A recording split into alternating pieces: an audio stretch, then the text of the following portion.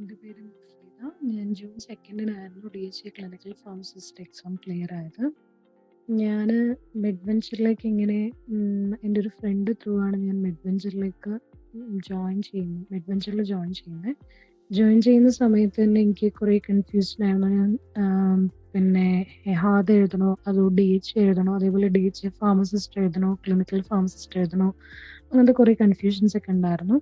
ഞാൻ first contact ചെയ്യുന്നത് Andrew സാറിനെയാണ്. Andrew sir എനിക്ക് ആ കാര്യങ്ങളൊക്കെ കറക്റ്റ് എല്ലാം ക്ലിയർ ചെയ്ത് തന്നു. അതേപോലെ എനിക്കൊരു കോൺഫിഡൻസും തന്നു. DHA clinical pharmacist exam clear ആകാൻ പറ്റും.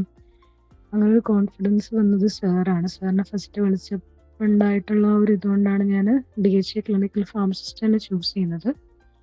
പിന്നെ അതിനുശേഷം ജോയിൻ ചെയ്ത് കഴിഞ്ഞതിന് ശേഷം പിന്നെ സ്റ്റഡി മെറ്റീരിയൽ വന്നു. സ്റ്റഡി മെറ്റീരിയലിന് ശേഷം പിന്നെ ക്ലാസ് അറ്റൻഡ് ചെയ്യാൻ തുടങ്ങി.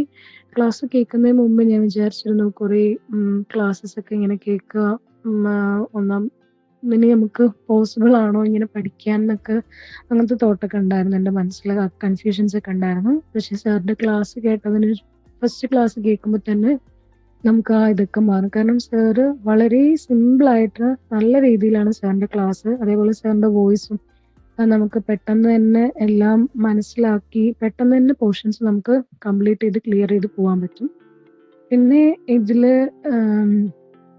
മിഡ് വെഞ്ചറിൽ ഒരു പ്രത്യേകതയായിട്ട് എനിക്ക് നല്ലൊരു യൂസ്ഫുൾ ആയിട്ട് തോന്നിയിട്ടുള്ളത്, നമുക്ക് ഓരോരുത്തർക്കും ഓരോ മെൻറ്റർ ഉണ്ടാവുക എന്നാണ്. എൻ്റെ മെൻറ്റർ മുനീർ സാറായിരുന്നു. ഫസ്റ്റ് ടൈമൊക്കെ ഞാൻ പഠിക്കുന്ന സമയത്ത് ഞാൻ വിചാരിക്കുമായിരുന്നു മെൻറ്ററിനെയൊക്കെ അസൈൻ ചെയ്തിട്ട് നമുക്ക് പ്രത്യേകിച്ച് ഒന്നും കോണ്ടാക്ട് ഒന്നും ചെയ്യലൊന്നുമില്ല. പക്ഷെ എനിക്ക് അവർ എത്രത്തോളം ആവശ്യം വരുന്നത് മനസ്സിലായത് പിന്നീട് അങ്ങോട്ടേക്കാണ്.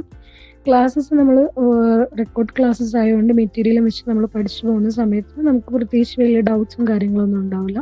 പക്ഷെ നമ്മൾ അതിനുശേഷം DHA ക്രാഷിലേക്കും അതേപോലെ ഇമ്പോർട്ടൻസ് ഫയൽസിലേക്ക് എത്തുന്ന സമയത്ത്, അതേപോലെ എക്സാമിൻ്റെ ടൈമിലൊക്കെ മോക്ക് ടെസ്റ്റുകളൊക്കെ ചെയ്യുന്ന സമയത്ത് നമുക്ക് നന്നായിട്ട് മനസ്സിലാവും ഒരു മെൻറ്ററിൻ്റെ ആവശ്യം ഇത്രത്തോളം ഉണ്ടായിരുന്നു എന്നൊക്കെ. ഇത്രത്തോളം ഉണ്ട് എന്ന് നമുക്ക് മനസ്സിലാവണമെങ്കിൽ ആ ഒരു ടൈം ആവണം.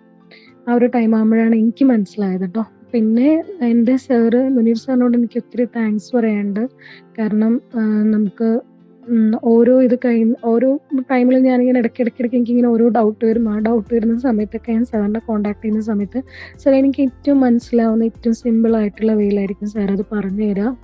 സാറിനും അതേപോലെ നന്നായി എന്നെ ഹെൽപ്പ് ചെയ്തിട്ടുണ്ട്. ലാസ്റ്റ് എക്സാമിൻ്റെ ടൈമിലാണെങ്കിൽ ആ ടൈമിലൊക്കെ ഞാൻ ഭയങ്കര നമ്മൾ കോൺഫിഡൻസ് ഒക്കെ ഡ്രെയിൻ ഔട്ട് ആയിരിക്കുന്ന ഒരു ടൈമായിരിക്കും. ആ ടൈമിലൊക്കെ നമുക്ക് കോൺഫിഡൻസ് ഒക്കെ തന്ന് എന്തായാലും കിട്ടും, കുഴപ്പമൊന്നുമില്ല, പാസ്സാവും, അങ്ങനെയൊക്കെ പറഞ്ഞൊരു ഇത് തരുമ്പം നമുക്ക് വലിയൊരു സപ്പോർട്ടിങ് ചെയ്യാൻ ഒരാളുള്ള പോലെ നമുക്ക് തോന്നും. സാറിനോട് എനിക്ക് ഒത്തിരി താങ്ക്സ് പറയാനുണ്ട്. കാരണം ഞാൻ സാറിനെ ഇടയ്ക്കിടയ്ക്ക് ഇങ്ങനെ ഇതൊക്കെ അങ്ങനെയാണോ ഇങ്ങനെയാണോ എന്നൊക്കെ ചോദിച്ച് കുറേ വിളിച്ചിട്ടൊക്കെ ഉണ്ടായിരുന്നു. സാറൊക്കെ സാറ് കോൺടാക്ട് ചെയ്തിട്ടുണ്ടായിരുന്നു. അപ്പോൾ സാറ് കറക്റ്റ് എല്ലാം ക്ലിയറായി പറഞ്ഞു തന്നിട്ടുണ്ട്.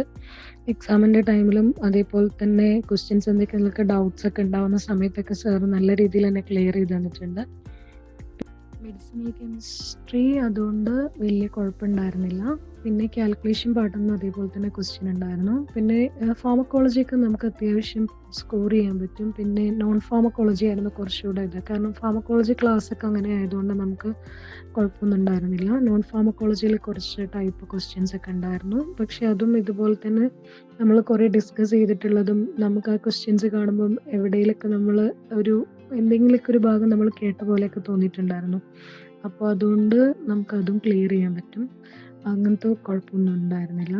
പിന്നെ എനിക്കിനി എക്സാമിന് പ്രിപ്പയർ ചെയ്യാൻ പോകുന്നവരോട് എനിക്ക് പറയാനുള്ളത്, നന്നായിട്ട് നന്നായി പ്രിപ്പയർ ചെയ്ത് നമ്മൾ കോൺഫിഡൻ്റ് ആയി എന്ന് ഉറപ്പ് വരുത്തിയതിന് ശേഷം മാത്രം ഡേറ്റ് എടുക്കുക. പെട്ടെന്ന് നമുക്കൊരു ഇതിൽ തീർക്കണം എന്ന് വിചാരിച്ചിട്ട് പോയിട്ട് ഡേറ്റ് എടുത്തിട്ട് എഴുതിയാൽ കുറച്ച് പ്രയാസമായിരിക്കും. നന്നായി നമ്മൾ പ്രിപ്പയർ ചെയ്ത് ക്ലാസ്സസ് ഒക്കെ എല്ലാം കേൾക്കുക. എല്ലാം നമുക്ക് മോക്ക് ടെസ്റ്റ് ചെയ്യുന്ന സമയത്ത് നമുക്ക് മനസ്സിലാവും എങ്ങനെയാണ് ക്വസ്റ്റ്യൻസ് ഒക്കെ വരുന്നത്, അതിൻ്റെ ഒരു പാറ്റേൺ എങ്ങനെയാണ് നമുക്ക് ആ മോക്ക് ടെസ്റ്റിലൂടെ മനസ്സിലാവും. അപ്പോൾ അതൊക്കെ ചെയ്യുക. എല്ലാം കംപ്ലീറ്റ് ചെയ്ത് കോൺഫിഡൻ്റ് ആയതിനു ശേഷം മാത്രം ഡേറ്റ് എടുക്കുക. മോക്ക് ടെസ്റ്റ് കുറേ ടൈം ഞാൻ ലാസ്റ്റ് എക്സാമിൻ്റെ ടൈമിനൊക്കെ ആകുമ്പോൾ കുറേ ടൈം റിപ്പീറ്റഡ് ആയിട്ട് ചെയ്തിട്ടുണ്ടായിരുന്നു. അതേപോലെ മോക്ക് ടെസ്റ്റുകളൊക്കെ കുറേ ചെയ്ത് നോക്കുമ്പോൾ നമുക്കൊരു കോൺഫിഡൻസ് വരും, നമ്മളെല്ലാം ഇത്രത്തോളം പഠിച്ചിട്ടുണ്ടെന്നൊക്കെ മനസ്സിലാവും. പിന്നെ സാറ് ഓരോ ക്വസ്റ്റ്യൻസും കാര്യങ്ങളൊക്കെ ഗ്രൂപ്പിലൊക്കെ ഡിസ്കസ് ചെയ്യുന്നതാണ്. അതൊക്കെ നോക്കിയിട്ട് പോവുക. ഒരു അപ്കമിങ് എക്സാമിൻ്റെ ഒരു ഗ്രൂപ്പിൽ അവർ ക്വസ്റ്റ്യൻസ് ഇടുമായിരുന്നു. അപ്പോൾ അതൊക്കെ പ്രാക്ടീസ് ചെയ്യാം. ടൈം മാനേജ്മെൻറ്റിൻ്റെ ടിപ്സും കാര്യങ്ങളും എക്സാമിൻ്റെ ടിപ്സൊക്കെ സാർ പറയുന്നുണ്ട്. അപ്പോൾ അതുപോലെയൊക്കെ നോക്കുക. എന്നിട്ട് ഡേറ്റ് എടുത്തിട്ട് നമ്മൾ കോൺഫിഡൻ്റ് ആയി എല്ലാം പ്രിപ്പയർ ചെയ്ത് നമുക്കൊരു കോൺഫിഡൻസ് വന്നതിന് ശേഷം മാത്രം പോയിട്ട് എടുക്കുക. അല്ലാതെ പെട്ടെന്ന് ഹറിബറിയായിട്ട് പോയിട്ട് എക്സാം എഴുതരുത്. പിന്നെ ഇനി എല്ലാ എക്സാമിന് പോകുന്ന എല്ലാവർക്കും ഓൾ ദി ബെസ്റ്റ്.